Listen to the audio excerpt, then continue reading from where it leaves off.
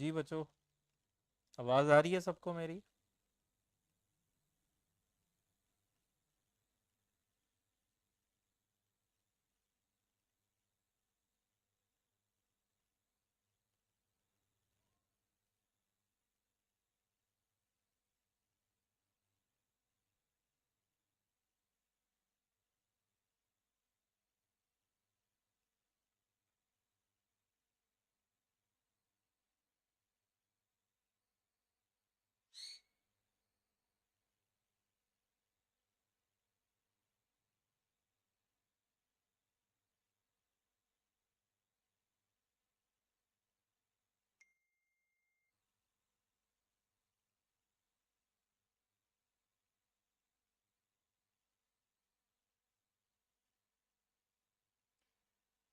तो आज हम पढ़ें एलिमेंट्स।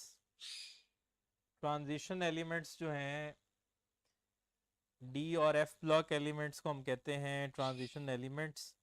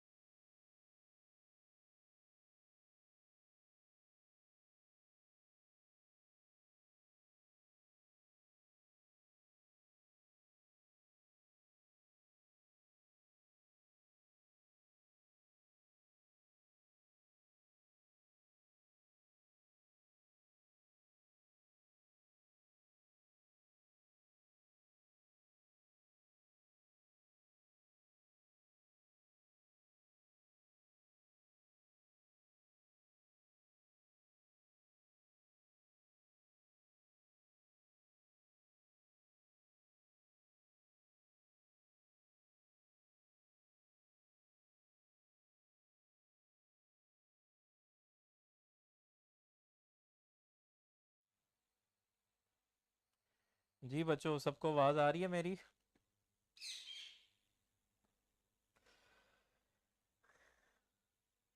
तो आज हम पढ़ेंगे ट्रांजिशन एलिमेंट्स।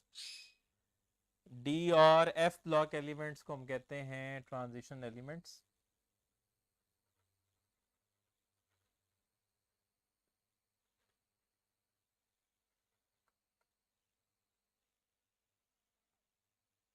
हाँ जी, जो मॉडर्न पीरियोडिक टेबल है हमारे पास, मॉडर्न पीरियोडिक टेबल है ग्रुप 1 ए, ग्रुप 2 ए, और फिर यहाँ पर हमारे पास हैं 3 ए, 4 ए, 5 ए, 6 ए, 7 ए और 8 ए। तो मेरा ख्याल है आप सबको पीरियोडिक टेबल याद होगा। Hydrogen, lithium, sodium, potassium, rubidium, caesium, francium. फिर हमारे पास है beryllium, magnesium, calcium, strontium, barium, radium.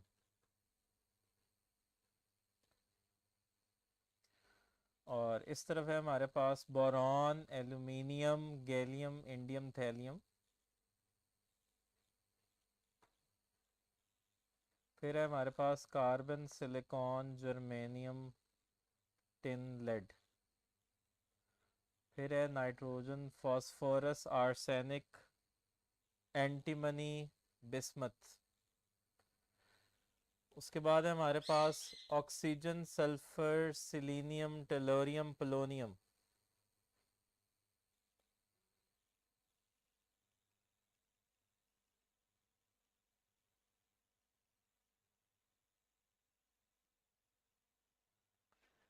और ग्रुप 7 ए है हमारे पास fluorine, chlorine, bromine, iodine and एस्टेटीन। और 8A है हमारे पास helium, neon, argon, krypton, xenon, radon.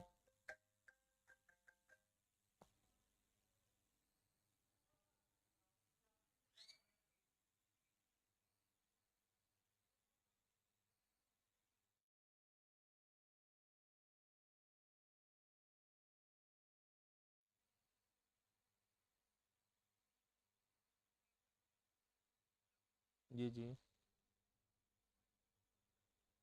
हम्म। ये किधर से, ऑडियो इनपुट से?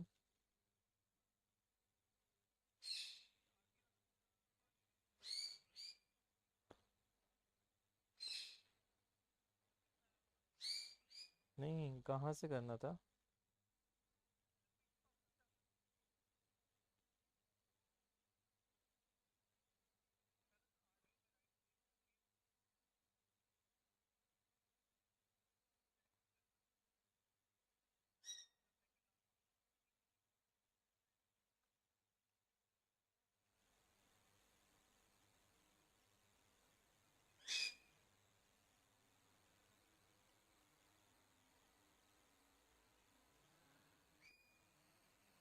जी बच्चों, अब आवाज ठीक है?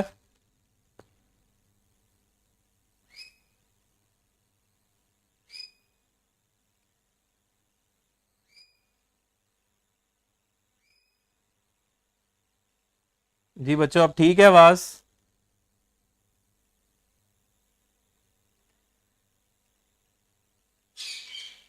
चलें, तो हम बात करें, ये हमारे पास पीरियोडिक टेबल है। ये मैंने ए सब ग्रुप एलिमेंट्स लिखे हैं जो कि नॉर्मल एलिमेंट्स हैं, हीलियम, नियॉन। और 8A ग्रुप में है हमारे पास helium, neon, argon, krypton, xenon, radon. तो ये है हमारे पास नॉर्मल एलिमेंट्स। इनके जो सेंटर में मौजूद है हमारे पास, वो है ट्रांजिशन एलिमेंट्स।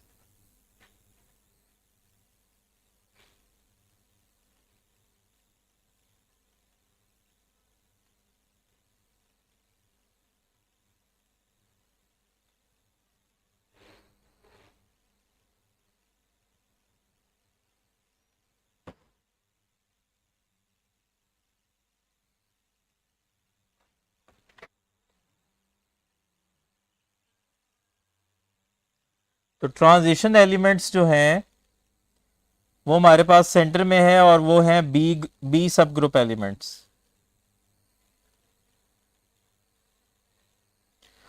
और ये भी 8 ग्रुप्स हैं, लेकिन इनके जो कॉलम्स हैं वो टोटल 10 कॉलम्स है।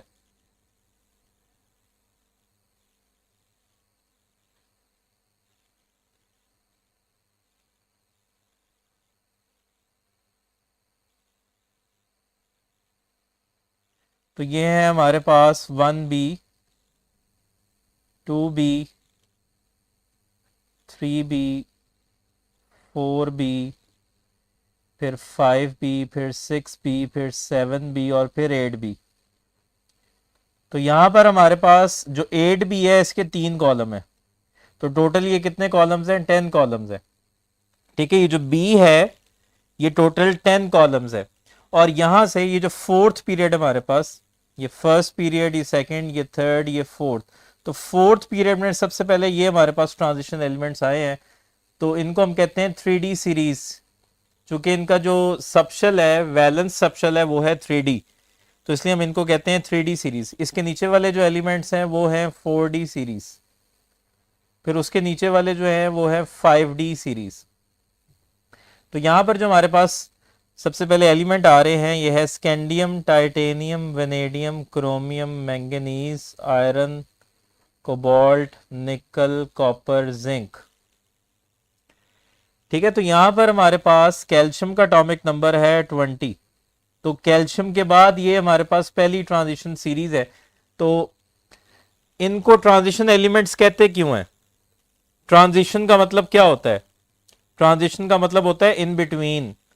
तो एक तो इनकी प्रॉपर्टीज एस और पी ब्लॉक एलिमेंट्स के दरमियान में प्रेजेंट है। ये एस ब्लॉक एलिमेंट्स हैं और ये हमारे पास पी ब्लॉक एलिमेंट्स हैं। तो इन ये जो दरमियान में है ये हमारे पास डी ब्लॉक एलिमेंट्स हैं। तो इनकी प्रॉपर्टीज इन बिटवीन है एस और पी ब्लॉक एलिमेंट्स के। तो एक तो इसलिए ये ट्रांजिशन एलिमेंट्स है। दूसरा, ट्रांजिशन का मतलब क्या होता है? ट्रांजिशन का मतलब होता है चेंज लेके आने वाले। ठीक है, ये हैं इमरान खान, चेंज लाने वाले, तब्दीली लाने वाले। तो ये किस में चेंज लेके आते हैं? ट्रांजिशन एलिमेंट्स किस में चेंज लेके आते हैं? हमें पता है कि ये जो हमारे लेफ्ट साइड पर है ये होते हैं मेटल्स, और जब हम लेफ्ट टू राइट मूव करते हैं तो नॉन मेटेलिक करेक्टर इंक्रीज होता है। Left to right non metallic character increase होता है। तो इसका मतलब है जब हम लेफ्ट टू राइट मूव कर रहे हैं तो इनके बाद नॉन मेटल्स शुरू हो जाते हैं। तो ये वो एलिमेंट्स हैं जिनके बाद चेंज आ जाता है।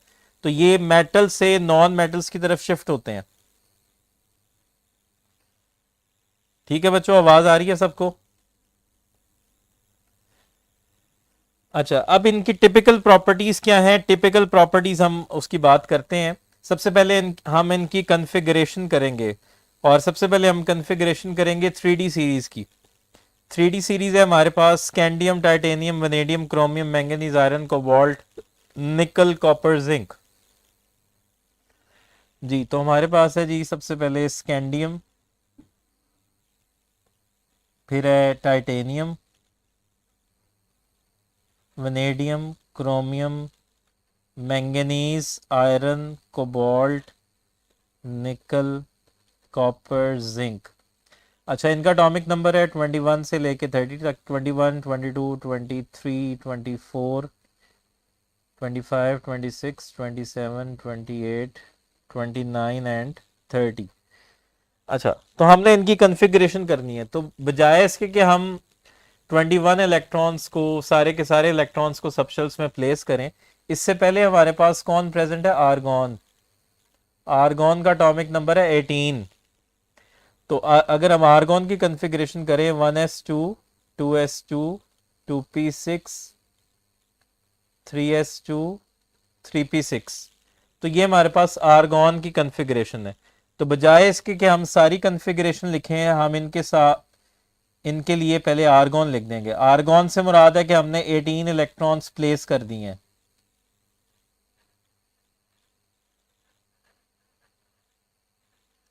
तो हम सबके साथ क्या लिखेंगे? आर्गॉन, यानी कि हमने 18 इलेक्ट्रॉन्स प्लेस कर दिए। अब 18 के बाद हम शुरू करेंगे, क्योंकि इसमें 21 18 से ज्यादा है, इसमें 21 से लेके 30 तक है। अब 3p के बाद कौन सा सबशेल आता है? जी बच्चों, 3p के बाद कौन सा सबशेल आता है? 3p के बाद आता है हमारे पास 4s, और 4s के बाद आता है 3d। ठीक है, तो हम 4s से अब स्टार्ट करेंगे। तो ये हमारे पास है जी 4s, और यहां पे हमारे पास है 3d। अब s का जो है वो सिर्फ एक ही ऑर्बिटल होता है, तो s का सिर्फ एक ही ऑर्बिटल है। और ये जो d है इसके 5 ऑर्बिटल होते हैं।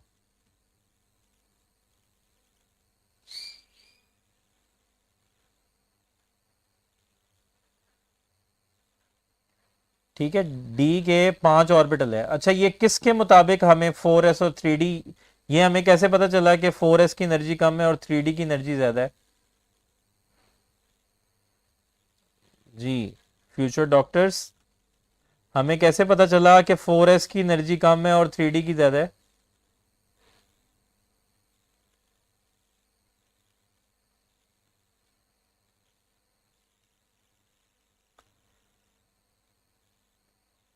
हाँ जी, n+l रूल से हमें पता चला कि 4s की एनर्जी कम है और 3d की ज्यादा है।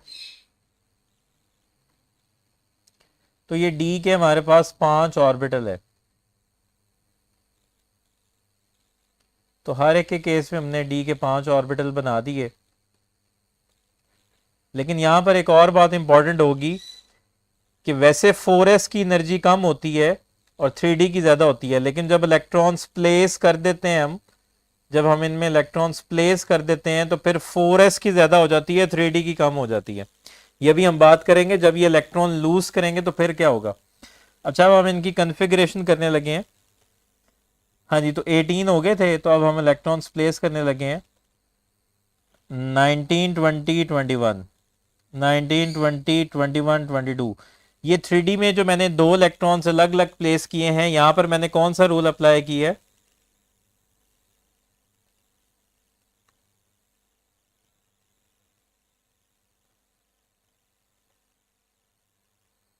जी, यहां पर कौन सा रूल अप्लाई किया है जो 3D में मैंने अलग अलग इलेक्ट्रॉन्स को प्लेस किया है?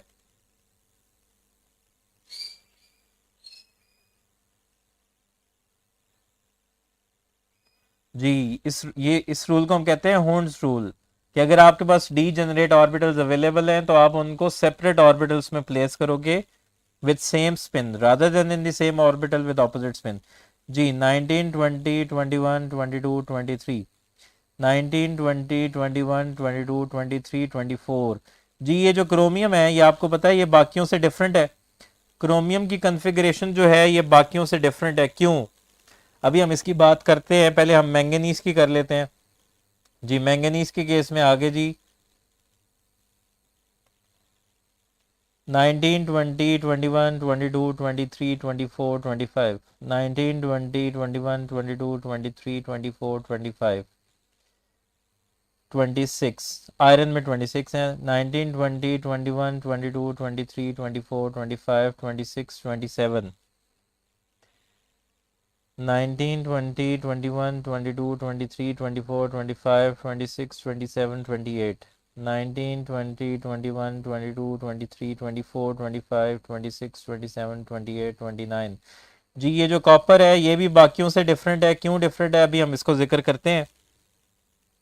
और फिर लास्ट पे जी हमारे पास जिंक 19 20 21 22 23 24 25 26 27 28 29 30। अच्छा, हमें पता है कि हमें पता है कि हमारे पास डी में टोटल कितने इलेक्ट्रॉन्स आते हैं 10, और डी में हाफ कितने होंगे 5। तो ये आपने याद रखना है, जब भी फुल फिल्ड कॉन्फ़िगरेशन हो या हाफ फिल्ड कॉन्फ़िगरेशन हो, फुल फिल्ड और हाफ फिल्ड कॉन्फ़िगरेशन हमेशा स्टेबल होती है बाकियों से। जो भी सबशेल फुल फिल्ड हो या जो भी सबशेल हाफ फिल्ड हो, तो वो कॉन्फ़िगरेशन स्टेबल होती है बाकियों से। तो जब भी डी में 4 होंगे वो अपने आप को 5 करने की कोशिश करेगा ताकि स्टेबल हो जाए, और जब भी डी में 9 होंगे वो अपने आप को 10 करने की कोशिश करेगा ताकि स्टेबल हो जाए। तो क्रोमियम के केस में डी में जो है वो 4 इलेक्ट्रॉन थे, तो ये अपने आप को 5 करेगा ताकि हाफ फिल्ड हो जाए और स्टेबल हो जाए। तो वो कैसे फुलफिल्ड करेगा? तो वो 4s का एक इलेक्ट्रॉन एनर्जी गेन करेगा और चले जाएगा, एनर्जी गेन करके वो आ जाएगा 3D में। तो क्रोमियम के केस में 4s1 और 3d5 होगा, ठीक है। क्रोमियम के केस में वो 4s1 और 3d5 होगा।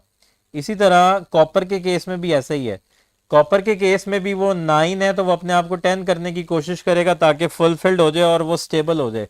तो इसके केस में भी 4s का एक इलेक्ट्रॉन एनर्जी गेन करेगा और वो एक्साइट होके आ जाएगा कहाँ पर 3D में। तो ये 4s1 और 3d10 है, ठीक है। तो ये क्रोमियम और कॉपर की कॉन्फ़िगरेशन पूछी जाती है कि क्रोमियम और कॉपर की कॉन्फ़िगरेशन क्या होगी। तो ये हमें पता है कि इनकी एबनॉर्मल कॉन्फ़िगरेशन है, इनकी कॉन्फ़िगरेशन बाकियों से डिफरेंट है। अच्छा, अगर हम टिपिकल ट्रांजिशन एलिमेंट्स की बात करें, अगर हम टिपिकल ट्रांजिशन एलिमेंट्स की बात करें तो टिपिकल ट्रांजिशन एलिमेंट्स कौन से होते हैं? अब हम इनकी टिपिकल डेफिनेशन समझेंगे कि टिपिकल ट्रांजिशन एलिमेंट्स कौन से होते हैं। वो एलिमेंट्स जिनके पास हाफ फिल्ड, कम से कम एक हाफ फिल्ड डी ऑर्बिटल हो या एफ ऑर्बिटल हो। कोई एक डी ऑर्बिटल हाफ फिल्ड होना चाहिए या कोई एक एफ ऑर्बिटल हाफ फिल्ड होना चाहिए, वो टिपिकल ट्रांजिशन एलिमेंट होगा। या तो उसके अपने कंपाउंड स्टेट में या आयोनिक स्टेट में या न्यूट्रल स्टेट में, किसी भी स्टेट में अगर हमारे पास एक ऐसा एलिमेंट है जिसमें हाफ फिल्ड डी ऑर्बिटल मौजूद है, तो वो हमारे पास टिपिकल ट्रांजिशन एलिमेंट है। ये जो ज्यादातर ट्रांजिशन मेटल्स हैं ये आयंस की फॉर्म में एग्जिस्ट करते हैं, चूंकि ये मेटल्स हैं तो लिहाजा ये इलेक्ट्रॉन लूज करते हैं। तो स्कैंडियम जो है अगर वो 3 इलेक्ट्रॉन लूज कर दे, स्कैंडियम अगर 3 इलेक्ट्रॉन लूज कर दे तो ये हो जाता है स्कैंडियम +3। तो क्या स्कैंडियम के पास कोई हाफ फिल्ड डी ऑर्बिटल है? नहीं, स्कैंडियम के पास कोई हाफ फिल्ड डी ऑर्बिटल नहीं है। तो स्कैंडियम का जो ग्रुप है ये नॉन टिपिकल ट्रांजिशन एलिमेंट है। और स्कैंडियम का कौन सा ग्रुप है? स्कैंडियम का ग्रुप है group 3b, scandium yttrium lanthanum. ये नॉन टिपिकल ट्रांजिशन एलिमेंट है। इसी तरह अगर हम टाइटेनियम +3 की बात करें तो ये 3 इलेक्ट्रॉन लूज कर देगा, तो इसके पास एक हाफ फिल्ड डी ऑर्बिटल मौजूद है टाइटेनियम +3 में। तो इसके बाद वाले ये सारे जो हैं ये टिपिकल ट्रांजिशन एलिमेंट है। अगर हम कॉपर +2 की बात करें, कॉपर +2 क्या करेगा? एक इलेक्ट्रॉन 4s में से निकालेगा और एक इलेक्ट्रॉन 3d में से निकालेगा। तो कॉपर +2 में हमारे पास एक हाफ फिल्ड डी ऑर्बिटल मौजूद है, तो ये भी टिपिकल है। अच्छा, अगर हम जिंक की बात करें तो जिंक जो है ये सिर्फ 2 इलेक्ट्रॉन लूज करता है, तो जिंक यहाँ पर सिर्फ 2 इलेक्ट्रॉन लूज करेगा और ये बन जाएगा Zn+2।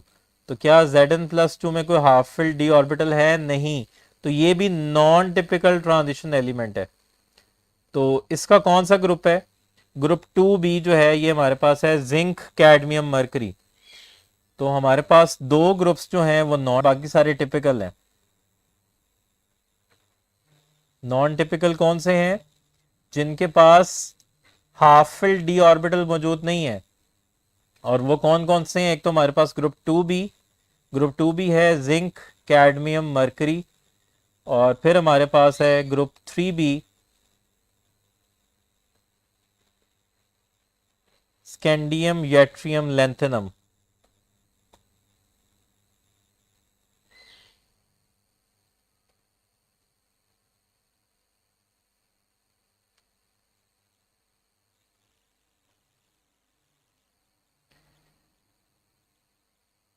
अच्छा, मैंने आपको एक बात बताई है कि जब इलेक्ट्रॉन्स प्लेस करना है तो फिर 4s की एनर्जी कम है और 3d की ज्यादा है।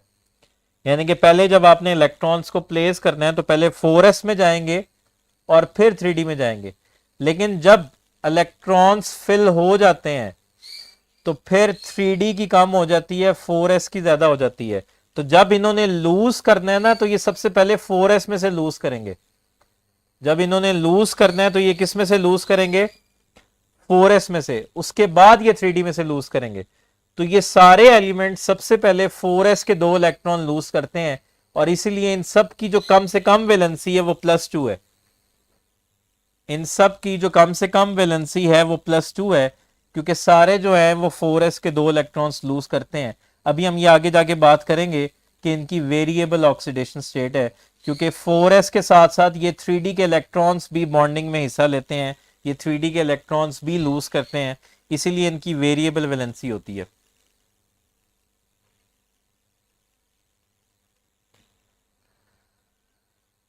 अच्छा, 7th पीरियड में हमारे पास, यहाँ 7th पीरियड में ये 1st, 2nd, 3rd, 4th, 5th, 6th, हाँ जी 6th पीरियड में हमारे पास एक एलिमेंट है लेंथेनम। तो लेंथेनम के बाद 14 एलिमेंट्स मिसिंग है। लेंथेनम के बाद 14 एलिमेंट्स मिसिंग है, उनको नीचे लिखा हुआ है, उनको हम कहते हैं लेंथेनाइड्स। और इसी तरह 7th पीरियड में हमारे पास एलिमेंट है एक्टीनियम। एक्टीनियम के बाद 14 एलिमेंट्स मिसिंग है, उनको हम कहते हैं एक्टिनाइड्स। तो ये लेंथेनाइड्स और एक्टिनाइड्स जो हैं ये दोनों F ब्लॉक एलिमेंट्स में आते हैं, और ये भी ट्रांजिशन एलिमेंट्स हैं।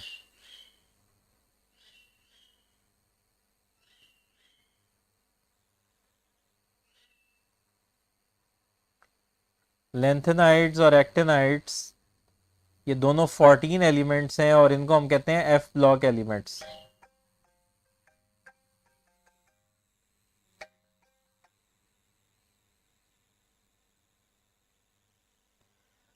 तो ये भी ट्रांजिशन एलिमेंट्स में आते हैं। तो सबसे पहले जो एफ ब्लॉक एलिमेंट्स हैं वो कहां पर अपीयर हुए हैं?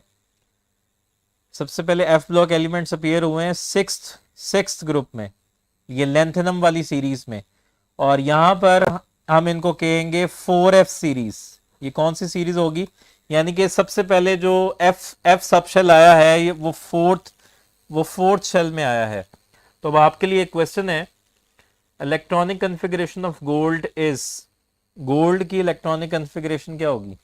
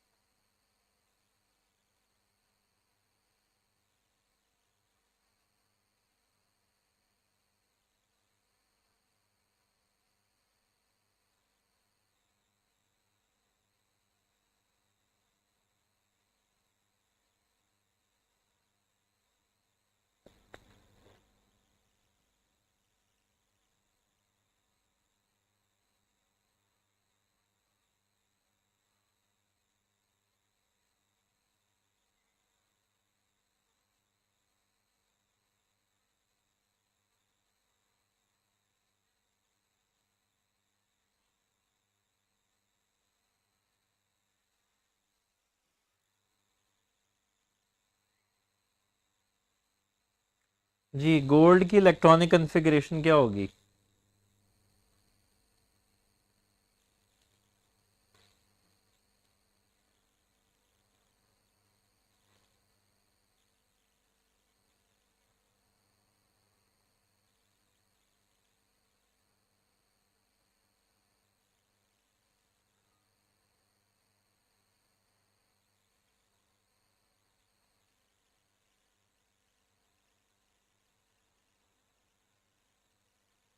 हाँ जी, गोल्ड कौन से ग्रुप से बिलोंग कर रहा है? गोल्ड बिलोंग कर रहा है कॉपर वाले ग्रुप से, group 1b, copper silver gold. तो कॉपर में आ रहा था आर्गॉन, उससे नीचे आ जाएंगे, सिल्वर पे आ जाएंगे। जी पहले आप लोग बता दो मुझे।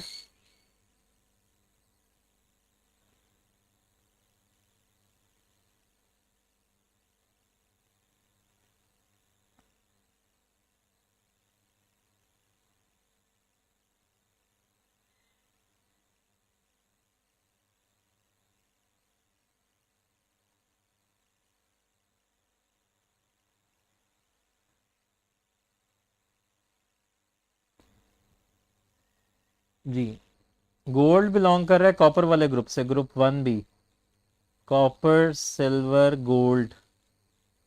अच्छा, कॉपर के केस में था आर्गॉन, और सिल्वर के केस में आ जाएगा क्रिप्टॉन, और गोल्ड के केस में आ जाएगा जीनॉन।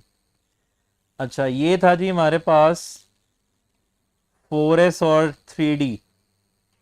ठीक है, ये था 4s1 और 3d10 था। ये हो जाएगा 5s1 और 4d10। और फिर गोल्ड, गोल्ड जो है इसमें हमारे पास एफ ब्लॉक एलिमेंट्स भी शुरू हो गए हैं। तो यहां पर हमारे पास सबसे पहले एफ पी आएगा, तो ये आएगा 4f14, और फिर ये हो जाएगा 5d10, और फिर हमारे पास है 6s1। चूंकि ये भी स्टेबल है, इसमें भी एक s इलेक्ट्रॉन जो है वो d में जाएगा, so the right answer is alpha.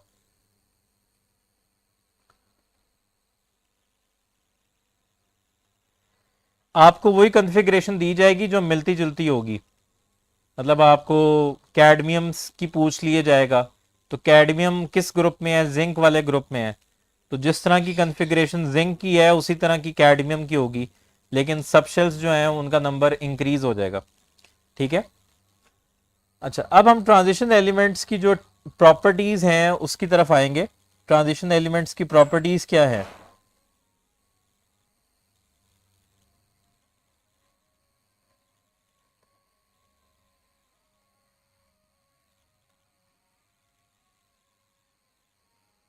अच्छा, एक तो ये सारे जो हैं ये मेटल्स हैं। ठीक है, ये सारे मेटल्स हैं, ये आपस में मिलके एलॉयज बनाते हैं। और जो इनकी टिपिकल प्रॉपर्टीज है ना, जो बाकियों से डिफरेंट है, वो ये है कि इनकी वेरिएबल ऑक्सीडेशन स्टेट होती है,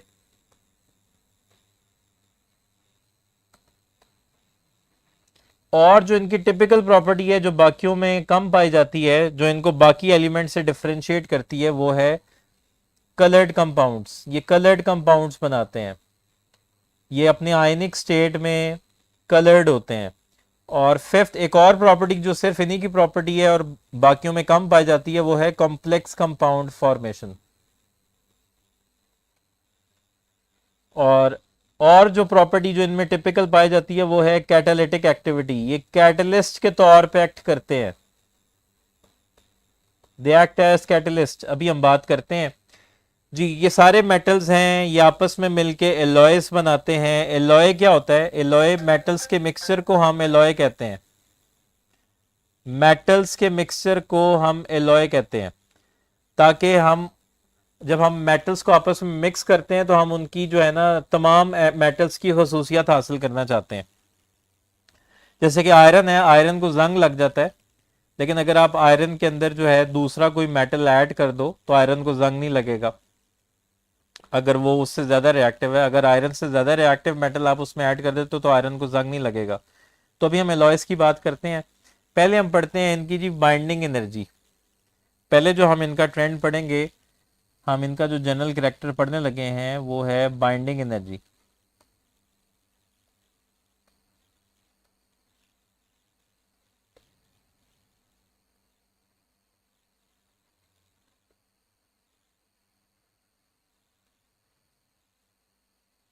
जी, व्हाट इज बाइंडिंग एनर्जी?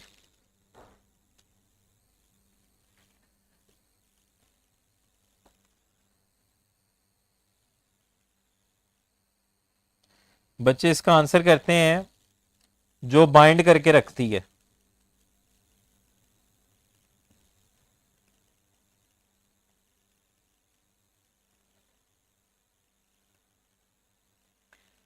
जी बच्चों, ऐसा ही है, जो एनर्जी बाइंड करके रखती है।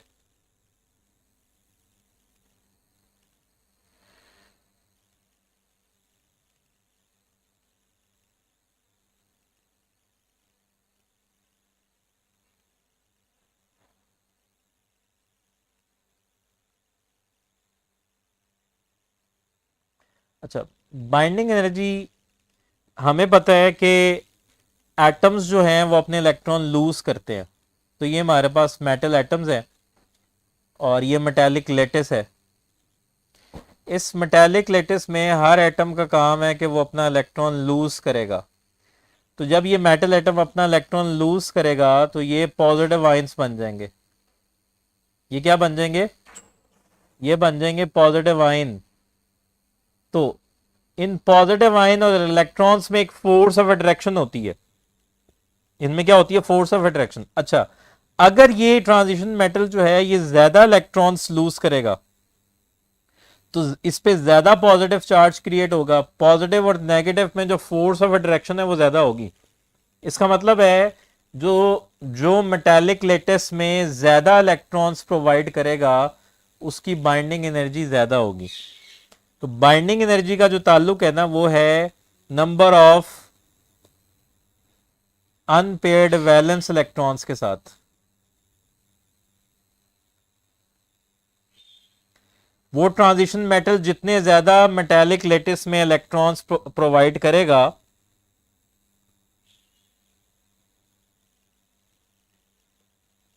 उतना ज्यादा पॉजिटिव और नेगेटिव चार्ज आएगा, तो उतनी ज्यादा बाइंडिंग एनर्जी होगी। तो number of unpaired electrons, unpaired valence electrons जितने ज्यादा होंगे, बाइंडिंग एनर्जी जो है वो उतनी ज्यादा होगी। अगर हम ट्रेंड देखें, ये जो हमने कॉन्फ़िगरेशन की है, हमने कॉन्फ़िगरेशन की है स्कैंडियम से जिंक तक। तो लेफ्ट टू राइट कहां तक इंक्रीज हुए हैं number of unpaired electrons? Chromium तक। जी मैं रिपीट कर रहा हूं, हम कह रहे हैं कि ये लेट से ये हमारे पास कोई भी मेटल है, मेटालिक सॉलिड है, और ये मेटल एटम्स है। मेटल एटम्स का काम होता है इलेक्ट्रॉन लूज करना। जब मेटल एटम इलेक्ट्रॉन लूज कर देगा तो वो बन जाएगा पॉजिटिव आयन, ठीक है। तो इन पॉजिटिव आयन और इलेक्ट्रॉन्स में एक फोर्स ऑफ अट्रैक्शन डेवलप हो गई। तो ये मेटल एटम जितने ज्यादा इलेक्ट्रॉन्स लूज करेगा उतना ज्यादा पॉजिटिव चार्ज क्रिएट होगा और उतना ज्यादा नेगेटिव चार्ज क्रिएट होगा। तो जितना पॉजिटिव और नेगेटिव क्रिएट होगा उतनी ज्यादा स्ट्रॉन्ग फोर्स होगी, तो उतनी ज्यादा बाइंडिंग एनर्जी होगी। तो इसका मतलब है जिसके पास वैलेंस इलेक्ट्रॉन ज्यादा हैं, अनपेयर्ड वैलेंस इलेक्ट्रॉन्स जिसके पास ज्यादा होंगे वो ज्यादा इलेक्ट्रॉन्स लूज करेगा, तो उस पे पॉजिटिव और नेगेटिव चार्ज ज्यादा आएगा, तो उसकी बाइंडिंग एनर्जी भी ज्यादा होगी। तो लेफ्ट टू राइट क्रोमियम तक नंबर ऑफ अनपेयर्ड इलेक्ट्रॉन ज्यादा हो रहे हैं। अगर आप इनकी कॉन्फ़िगरेशन देखो तो लेफ्ट टू राइट क्रोमियम तक नंबर ऑफ अनपेयर्ड इलेक्ट्रॉन ज्यादा हो रहे हैं डी ऑर्बिटल में। यहां पर हमारे पास स्कैंडियम में ये हमारे पास एक था, यहां पर हमारे पास दो थे, इसके पास एक अनपेयर्ड इलेक्ट्रॉन है, इसके पास दो अनपेयर्ड इलेक्ट्रॉन है, इसके पास तीन अनपेयर्ड इलेक्ट्रॉन हो गए, इसके पास पांच अनपेयर्ड इलेक्ट्रॉन हो गए। तो वो एनर्जी जो मेटल एटम्स को होल्ड करके रख रही है उसको हम कह रहे हैं बाइंडिंग एनर्जी। जितनी ज्यादा फोर्स ऑफ अट्रैक्शन होगी उतनी ज्यादा बाइंडिंग एनर्जी होगी। तो अगर हम इसका ट्रेंड देखें ना बाइंडिंग एनर्जी का, अगर हम इसका ग्राफ बनाएं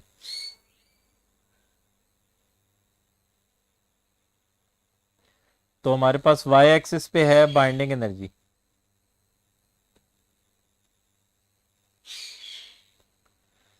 तो सबसे कम है जी हमारे पास स्कैंडियम की, ठीक है, स्कैंडियम की सबसे कम है, फिर टाइटेनियम पे उससे ज्यादा हो जाएगी। क्यों? क्योंकि टाइटेनियम के पास नंबर ऑफ अनपेयर्ड इलेक्ट्रॉन्स क्या हो गए, ज्यादा हो गए। टाइटेनियम के बाद वेनेडियम पे फिर ज्यादा हो गई। क्यों? क्योंकि वेनेडियम के पास भी नंबर ऑफ अनपेयर्ड इलेक्ट्रॉन ज्यादा हो गए। अच्छा, वेनेडियम के बाद क्रोमियम के पास भी नंबर ऑफ अनपेयर्ड इलेक्ट्रॉन ज्यादा हुए हैं, लेकिन चूंकि क्रोमियम स्टेबल था बाकियों से तो इसलिए क्रोमियम पे आके एकदम डिक्रीज होगा। क्यों? क्योंकि क्रोमियम बाकियों से स्टेबल था, जो स्टेबल है वो इलेक्ट्रॉन्स प्रोवाइड नहीं कर रहा, वो इलेक्ट्रॉन्स लूज नहीं कर रहा, इसलिए उसकी बाइंडिंग एनर्जी कम हो गई। और जो मैंगनीज है ये भी हमारे पास स्टेबल होगा और मैंगनीज पे मजीद और कम होगी, तो यहां तक जो है ना कम होगी। उसके बाद चूंकि ये दोनों स्टेबल थे, क्रोमियम भी स्टेबल है, मैंगनीज भी स्टेबल है, आयरन जो था वो थोड़ा सा अनस्टेबल था इनसे, तो आयरन पे आके इंक्रीज होगा, आयरन पे आके इंक्रीज होगा। अच्छा, आयरन के बाद अगर आप नोटिस करो, आयरन के बाद पेयरिंग होना स्टार्ट हो गई है। कोबाल्ट में दो पेयर्ड इलेक्ट्रॉन्स आ गए, निकल में तीन पेयर्ड ऑर्बिटल्स आ गए, कॉपर में चार पेयर्ड ऑर्बिटल्स आ गए। तो इसका मतलब है आयरन के बाद पेयरिंग होना स्टार्ट हो गई है, तो फिर उनके लिए इलेक्ट्रॉन लूज करना मुश्किल हो गया है, तो अब उनकी बाइंडिंग एनर्जी कम होगी। लेकिन यहां पर कोबाल्ट और निकल पे थोड़ा कांस्टेंट रहता है। कोबाल्ट और निकल पे क्या रहेगा, कोबाल्ट और निकल पे कांस्टेंट रहेगा। उसके बाद कॉपर पे आके आपने देखा कि वो फिर कॉपर जो है वो स्टेबल हो गया बाकियों से, तो उस पे कम हो गई। और जिंक जो है वो भी स्टेबल है, तो जिंक पे और कम हो गई। जी, बाइंडिंग एनर्जी का रिलेशनशिप है अनपेयर्ड इलेक्ट्रॉन से। लेफ्ट टू राइट क्रोमियम तक नंबर ऑफ अनपेयर्ड इलेक्ट्रॉन ज्यादा हो रहे हैं, तो वो ज्यादा इलेक्ट्रॉन्स प्रोवाइड करेगा अपने मेटालिक लेटिस में, तो वो जितने ज्यादा इलेक्ट्रॉन्स प्रोवाइड करेगा उतनी ज्यादा स्ट्रॉन्ग फोर्स होगी। लेकिन क्रोमियम पे आके कम क्यों होगी थी? क्योंकि क्रोमियम स्टेबल था इसलिए उस पर कम हो गई, मैंगनीज भी स्टेबल था उस पर कम हो गई, आयरन फिर इंक्रीज हो गई और आयरन के बाद फिर डिक्रीज होगी, क्योंकि आयरन के बाद पेयरिंग होना स्टार्ट हो गई है। ठीक है, तो ये जो ट्रेंड है बाइंडिंग एनर्जी का, सेम यही ट्रेंड होगा मेल्टिंग पॉइंट का और बॉइलिंग पॉइंट का। ठीक है, सेम यही ट्रेंड होगा मेल्टिंग पॉइंट और बॉइलिंग पॉइंट में, क्योंकि अगर बाइंडिंग एनर्जी ज्यादा है तो मेल्टिंग और बॉइलिंग पॉइंट भी ज्यादा है। सेम यही ट्रेंड होगा मेल्टिंग और बॉइलिंग पॉइंट का।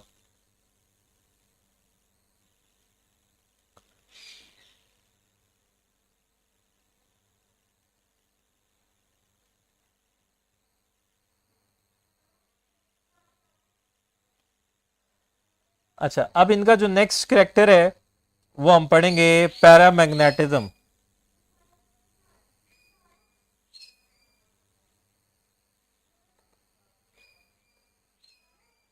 जी, पैरामैग्नेटिज्म क्या होता है? दो तरह के सब्सटेंसेस होते हैं हमारे पास, एक होते हैं पैरामैग्नेटिक सब्सटेंसेस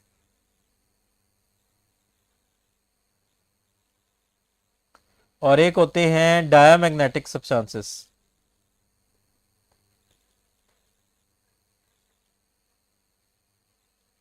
जी, क्या होते हैं पैरामैग्नेटिक सब्सटेंसेस, क्या होते हैं और डायामैग्नेटिक सब्सटेंसेस क्या होते हैं?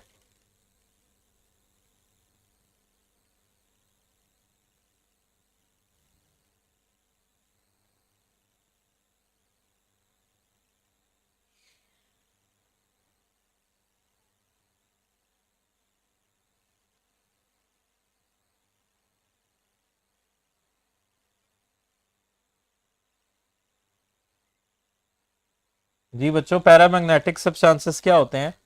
वो सब्सटेंसेस जो अट्रैक्ट होते हैं टुवर्ड्स मैग्नेटिक फील्ड, वो सब्सटेंसेस जो मैग्नेटिक फील्ड की तरफ अट्रैक्ट होते हैं, उनको हम कहते हैं पैरामैग्नेटिक सब्सटेंसेस। और वो सब्सटेंसेस जो मैग्नेटिक फील्ड की तरफ अट्रैक्ट नहीं होते, उनको हम कहते हैं डायामैग्नेटिक सब्सटेंसेस।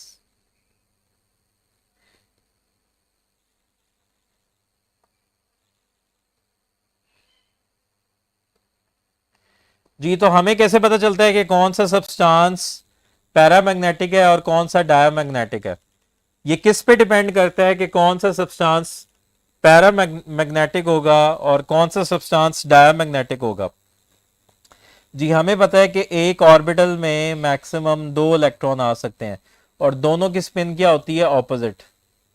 एक होता है हमारे पास क्लॉकवाइज और एक होता है हमारे पास एंटी क्लॉकवाइज। ठीक है। हर स्पिनिंग बॉडी अपने अराउंड एक मैग्नेटिक फील्ड जनरेट करती है। हर स्पिनिंग बॉडी अपने अराउंड मैग्नेटिक फील्ड जनरेट करती है। तो इसका मतलब है जो एंटी क्लॉकवाइज की मैग्नेटिक फील्ड है वो क्लॉकवाइज की मैग्नेटिक फील्ड को कैंसिल कर देती है। जो क्लॉकवाइज की मैग्नेटिक फील्ड है वो एंटी क्लॉकवाइज की मैग्नेटिक फील्ड को कैंसिल कर देती है। लेकिन लेकिन अगर एक ऑर्बिटल में एक ही इलेक्ट्रॉन है हमारे पास, तो इसकी स्पिन होगी हमारे पास और इसकी मैग्नेटिक फील्ड भी होगी। तो दैट्स वाई अब इसकी मैग्नेटिक फील्ड को कैंसिल करने वाला कोई दूसरा इलेक्ट्रॉन नहीं है। तो इसका मतलब ये मैग्नेटिक फील्ड की तरफ अट्रैक्ट होगा। इसका मतलब जिसके पास अनपेयर्ड इलेक्ट्रॉन्स होंगे, जिसके पास एक भी हाफ फील्ड ऑर्बिटल होगा, वो पैरामैग्नेटिक होगा। और जितने ज्यादा अनपेयर्ड इलेक्ट्रॉन्स ज्यादा होते जाएंगे, जितने अनपेयर्ड इलेक्ट्रॉन ज्यादा होते जाएंगे और अब उतना पैरामैग्नेटिक करैक्टर भी ज्यादा होता जाएगा। तो हम देख रहे थे कि left to right paramagnetic character increase हो रहा है। कहां तक? अगर हम स्कैंडियम की बात करें तो स्कैंडियम +3 में हमारे पास कोई भी अनपेयर्ड इलेक्ट्रॉन नहीं है, 0 है। फिर टाइटेनियम +3 पे आए तो टाइटेनियम +3 में हमारे पास एक अनपेयर्ड इलेक्ट्रॉन आ गया। उसके बाद हम वेनेडियम +3 पे आए, उसके पास 2 अनपेयर्ड इलेक्ट्रॉन आ गए। फिर हम क्रोमियम +3 पे आए तो उसके पास 3 अनपेयर्ड इलेक्ट्रॉन आ गए। और इसी तरह अगर हम मैंगनीज +2 पे आए या आयरन +3 पे आए, इन दोनों में 5 अनपेयर्ड इलेक्ट्रॉन है। और ये जो हमारे पास आयरन +2 है इसमें 4 अनपेयर्ड इलेक्ट्रॉन है। अच्छा, यहां तक आयरन +3 और मैंगनीज +2 इन दोनों का आपने याद रखना है, इनका सबसे ज्यादा पैरामैग्नेटिक बिहेवियर है। इनमें सबसे ज्यादा अनपेयर्ड इलेक्ट्रॉन्स है। आयरन +3 और मैंगनीज +2, इनमें सबसे ज्यादा अनपेयर्ड इलेक्ट्रॉन्स हैं, तो इनका पैरामैग्नेटिक बिहेवियर सबसे ज्यादा है।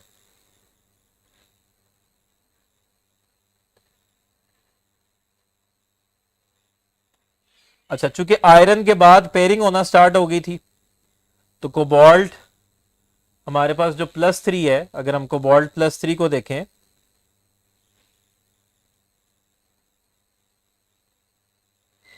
तो कोबाल्ट +3 में हमारे पास 4 अनपेयर्ड इलेक्ट्रॉन है।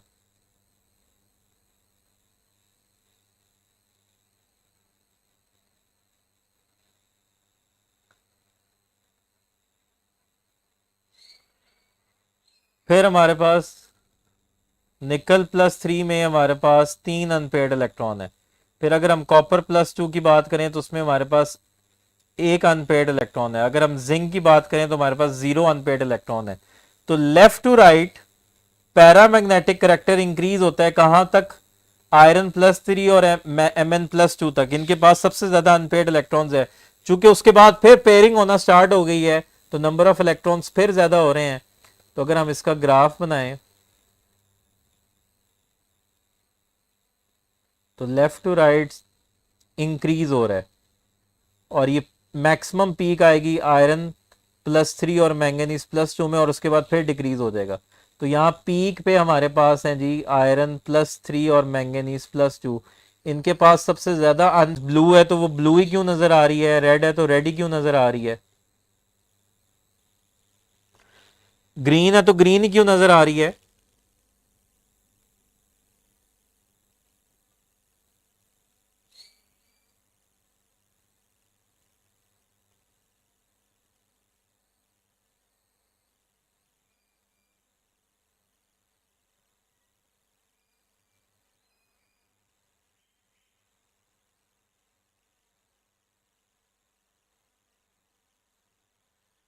अच्छा, यहाँ पे मैं पैरामैग्नेटिज्म में एक बात बता दूं।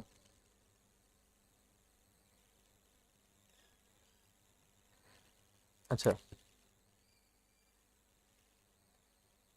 अच्छा, यहाँ पर मैं एक बात ऐड कर दूं कि कुछ ऐसे सब्सटेंसेस होते हैं उनको हम फेरोमैग्नेटिक सब्सटेंसेस कहते हैं। कुछ ऐसे सब्सटेंसेस होते हैं हमारे पास जिनको हम क्या कहते हैं? Ferromagnetic substances. ये किन सब्सटेंसेस को हम कहते हैं फेरोमैग्नेटिक सब्सटेंसेस?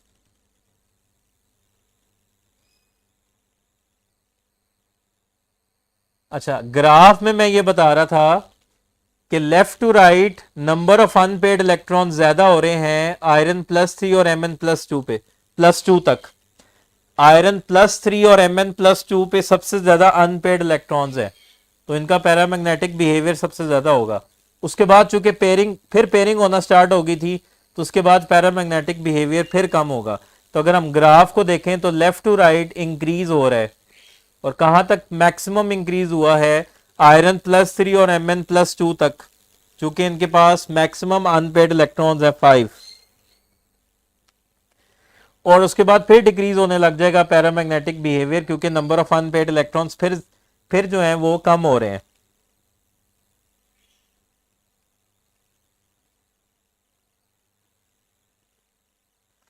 हाँ जी, अब हम बात करें फेरोमैग्नेटिक सब्सटेंसेस कौन से होते हैं। वो सब्सटेंसेस जिनको हम मैग्नेटाइज कर सकते हैं, this substances which can be magnetised. तो इसमें आपने एग्जांपल याद रखनी है। वो सब्सटेंसेस जिनको हम मैग्नेटाइज्ड कर सकते हैं उनको हम फेरोमैग्नेटिक सब्सटेंसेस कहते हैं, आर कॉल्ड फेरोमैग्नेटिक सब्सटेंसेस। और इसकी एग्जांपल आपने याद करनी है, आयरन, कोबाल्ट एंड निकल। तो ये हमारे पास जो है ये फेरोमैग्नेटिक सब्सटेंसेस है। अच्छा, ये जो मैग्नेटिक मूवमेंट होती है ना, मैग्नेटिक मूवमेंट, ये नंबर ऑफ अनपेड इलेक्ट्रॉन्स के साथ रिलेट कर रही होती है। तो मैं आपको एक फार्मूला बता रहा हूं, शायद ये फार्मूला तो ना आए लेकिन फिर भी आपको पता होना चाहिए। मैग्नेटिक मूवमेंट का ताल्लुक नंबर ऑफ अनपेड इलेक्ट्रॉन्स के साथ है, और मैग्नेटिक मूवमेंट को हम म्यू से रिप्रेजेंट करते हैं, म्यू। और ये इक्वल होती है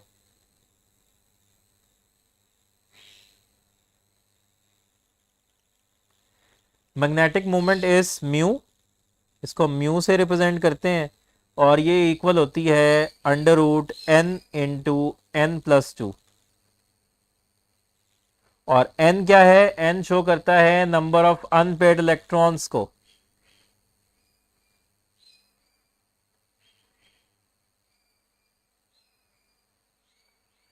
और ये जो मैग्नेटिक मूवमेंट है ना, ये हम मेजर करते हैं बोर मैग्नेटॉन।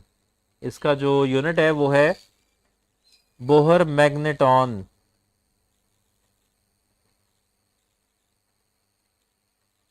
ठीक है, तो ये कुछ एडिशनल बात है।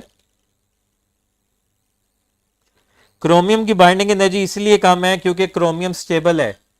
जो स्टेबल होता है वो इलेक्ट्रॉन लूज नहीं करता, तो क्रोमियम जो है वो मेटालिक लेटिस में कम इलेक्ट्रॉन्स प्रोवाइड कर रहा है। तो जब वो कम इलेक्ट्रॉन्स प्रोवाइड करेगा तो बाइंडिंग एनर्जी कम होगी उसकी। ठीक है, मैग्नेटिक मूवमेंट को म्यू से रिप्रेजेंट करते हैं और इसका ताल्लुक है नंबर ऑफ अनपेयर्ड इलेक्ट्रॉन्स के साथ। तो mu is equals to under root n into n plus two. N क्या है? नंबर ऑफ अनपेयर्ड इलेक्ट्रॉन्स, और इसको हम मेजर करते हैं बोहर मैग्नेटॉन में।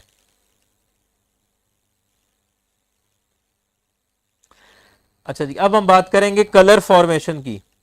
ट्रांजिशन मेटल्स की टिपिकल प्रॉपर्टी है, ट्रांजिशन मेटल्स की टिपिकल प्रॉपर्टी है कि ये कलर्ड कंपाउंड्स बनाते हैं।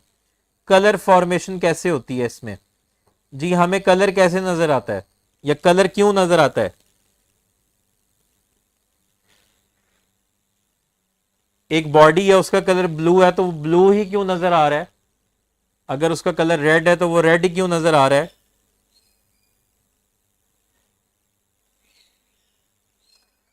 हाँ जी, लाइट जो है, light consist of 7 colours, violet, indigo, blue, green, yellow, orange, red.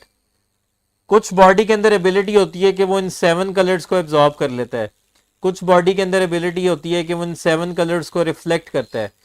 कुछ बॉडी के अंदर एबिलिटी होती है कि वो लाइट के कुछ पार्ट को एब्जॉर्ब करता है। तो जिस पार्ट को वो एब्जॉर्ब करता है और जिस कुछ पार्ट को वो एब्जॉर्ब करता है और कुछ पार्ट को वो रिफ्लेक्ट करता है, तो एक बॉडी जिस पार्ट को रिफ्लेक्ट करती है वो उसका कलर होता है। अच्छा, अगर मैं आपसे क्वेश्चन करूं कि एक बॉडी जो है वो तमाम कलर्स को एब्जॉर्ब कर रही है, all colours are absorbed by body, अगर कोई बॉडी सारे कलर्स एब्जॉर्ब कर रही है तो उसका कलर क्या होगा?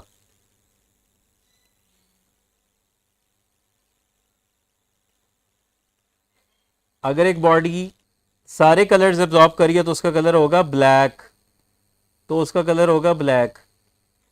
अगर एक बॉडी सारे कलर्स रिफ्लेक्ट कर रही है,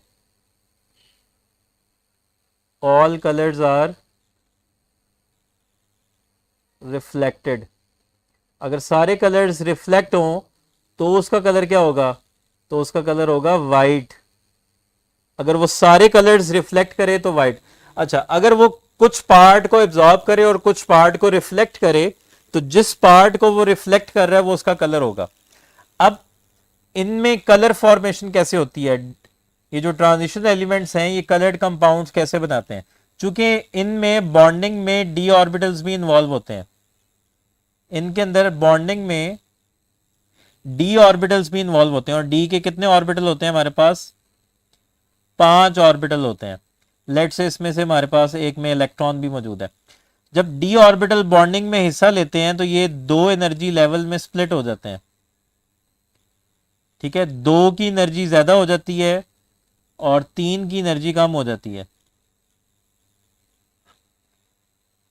जब ये बॉन्डिंग में हिस्सा लेते हैं तो 2 की एनर्जी ज्यादा हो जाती है और 3 की एनर्जी कम हो जाती है। ये 2 एनर्जी लेवल्स में स्प्लिट हो जाते हैं और ये जो इलेक्ट्रॉन है ये हमारे पास लो एनर्जी ऑर्बिटल में है।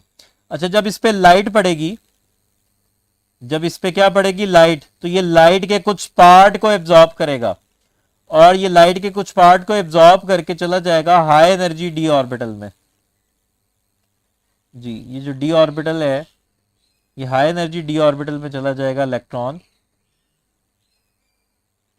तो ये क्या हुआ? ये एक डी ऑर्बिटल से दूसरे डी ऑर्बिटल की तरफ मूव कर गया। इसको हम कहते हैं डी डी ट्रांजिशन। ट्रांजिशन का मतलब होता है स्टेट चेंज करना। वो एक डी ऑर्बिटल से दूसरे डी ऑर्बिटल में चला गया। तो चूंकि इसने लाइट के कुछ पार्ट को एब्जॉर्ब किया और कुछ पार्ट को इसने रिफ्लेक्ट किया, तो जिस पार्ट को इसने रिफ्लेक्ट किया वो इसका कलर होगा। जिस पार्ट को इसने रिफ्लेक्ट किया वो इसका कलर होगा। और इस प्रोसेस को हम क्या कहते हैं? DD transition. अच्छा, यहां पर बड़ी इंपॉर्टेंट बात है कि यहां ऊपर जो डी ऑर्बिटल है यहां पर हाफ फिल्ड ऑर्बिटल होना बहुत जरूरी है। मतलब एक ऐसा डी ऑर्बिटल है जो यहां पर दोनों फुल फिल्ड है तो यहां पर नीचे से इलेक्ट्रॉन कभी भी इसमें नहीं आ सकता क्योंकि ये डी ऑर्बिटल तो फुलफिल्ड है। तो यहां पर ये जो हाई एनर्जी डी ऑर्बिटल हैं इनमें से कम एक हाफ फिल्ड डी ऑर्बिटल होना बहुत जरूरी है। तो जिसके पास हाफ फिल्ड डी ऑर्बिटल नहीं होगा, ये जो अपर हाफ फिल्ड, ये जो अपर डी ऑर्बिटल है, अगर ये हाफ फिल्ड नहीं होगा तो वो कलर नहीं बना सकता, वो फिर कलर्ड कंपाउंड शो नहीं करेगा।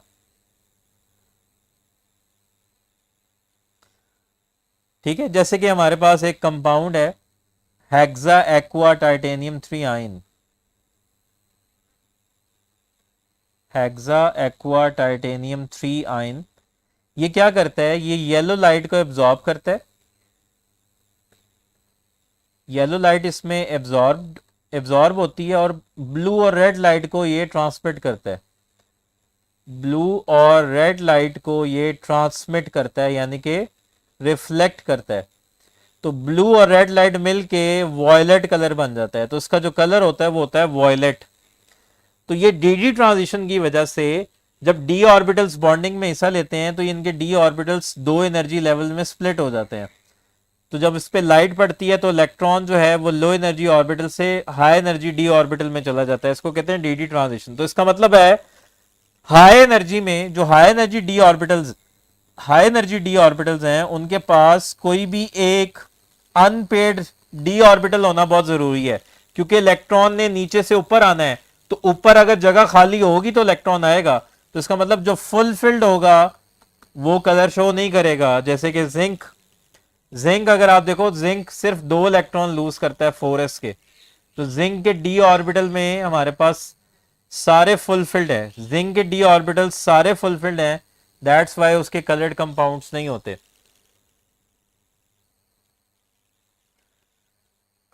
जी क्वेश्चन है, the colour of complex may not be shown by।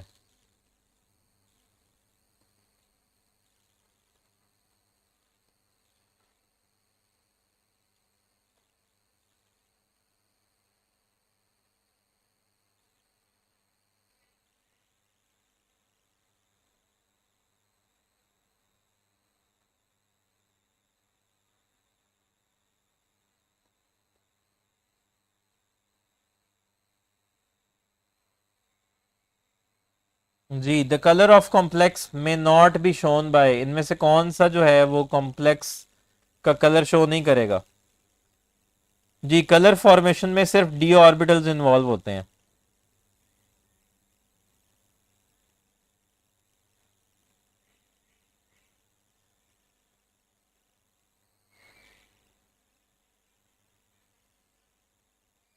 जिसमें डी नहीं होता, जिसमें डी ऑर्बिटल्स बॉन्डिंग में हिस्सा नहीं लेते, उनके कंपाउंड्स कलर्ड नहीं ना होते। इसलिए तो हम कह रहे हैं कि ये इनकी टिपिकल प्रॉपर्टी है। डी ब्लॉक एलिमेंट्स की ये टिपिकल प्रॉपर्टी है कि ये कलर्ड कंपाउंड्स बनाते हैं, बाकियों में ये प्रॉपर्टी नहीं पाई जाती, ये इनकी टिपिकल प्रॉपर्टी है। इसलिए तो टिपिकल प्रॉपर्टी है कि ये डी ब्लॉक है, कि इनमें डी ऑर्बिटल बॉन्डिंग में हिस्सा लेता है। जी हमें पता है कि ये जो स्कैंडियम +3 है ना, इसमें कोई भी अनपेयर्ड डी ऑर्बिटल नहीं है, इसमें डी में इलेक्ट्रॉन है ही नहीं है। तो जब डी में इलेक्ट्रॉन ही नहीं होगा तो ये डी ट्रांजिशन कैसे शो करेगा, तो इसका कलर भी नहीं होगा। लेकिन आप वेनेडियम +3 में देखो तो इसके पास एक डी इलेक्ट्रॉन मौजूद है। मैंगनीज +3 में हमारे पास 4, मैंगनीज +3 में हमारे पास क्या है, 1 2 3 और 4। तो इसके पास ये ऊपर हमारे पास डी ऑर्बिटल जो है वो खाली है। टाइटेनियम +3 जो है इसमें भी वेनेडियम +3 में हमारे पास 2 अनपेड इलेक्ट्रॉन है, टाइटेनियम +3 में 1 अनपेड इलेक्ट्रॉन है, और ये मैंगनीज में 4 अनपेड इलेक्ट्रॉन है। So the right answer is scandium +3।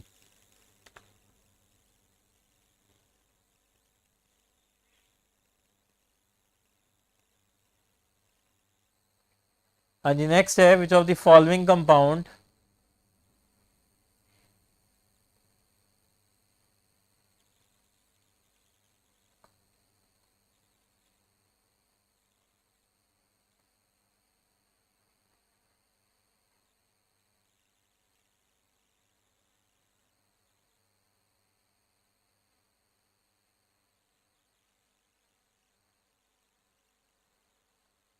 Which of the following compound is expected to be colored?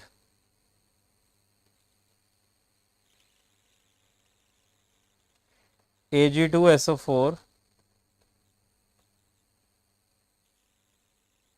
ZnCl2, MgF2,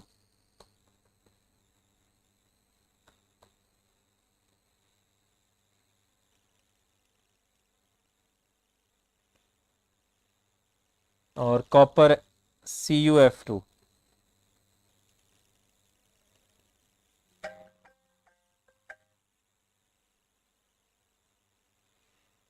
जी, इनमें से कौन सा कंपाउंड जो है वो आप एक्सपेक्ट कर रहे हैं कि वो कलर्ड होगा?